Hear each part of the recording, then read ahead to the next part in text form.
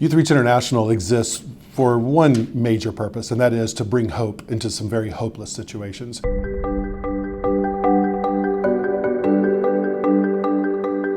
Our purpose is to create local mentoring communities which offer the opportunity for success in life to vulnerable youth through spiritual development, positive role models, and practical life skills. The organization was founded originally in 1995. The founding place where we originally put our feet on the ground is in the former Soviet Union, specifically in Ukraine, Russia, Belarus, and Lithuania. The current areas of service or areas of focus that we have in the world are Southern Africa, in the countries of Zambia and Zimbabwe, also in the Middle East, in Beirut, Lebanon. We have learned that it's very helpful to us and to the people that we're working with to not show up with a goal of planting a U.S. flag in the middle of what we're doing, or even planting the YouthReach International flag in the middle of what we're doing. All we're doing now is going to some places through some organic relationships that we formed and helping good people on the ground do good work better.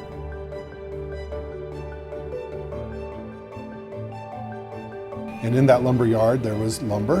In that lumber yard, there was a sawmill. In that lumber yard, there was a diesel generator that provided electricity.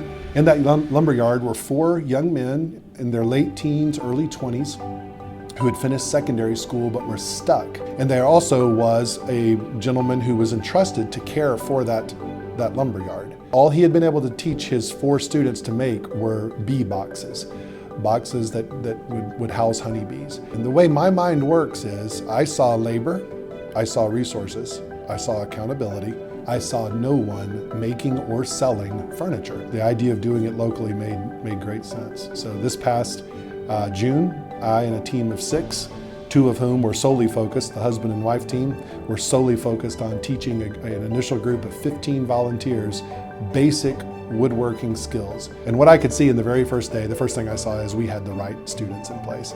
And I think that's what happens when you have partners on the ground that you trust. All 15 of them felt that they had been honored, that they were in a place of dignity and empowerment, and they were being entrusted with a really unique opportunity. No, I think that's a great example of how they can use the local resources and the local partnerships to come up with something that's sustainable. The connection with the Jackson family has been a long and sweet one, it really has. They've been a partner, I think, since 2006, so one of the first organizations that we started supporting through Jackson Healthcare.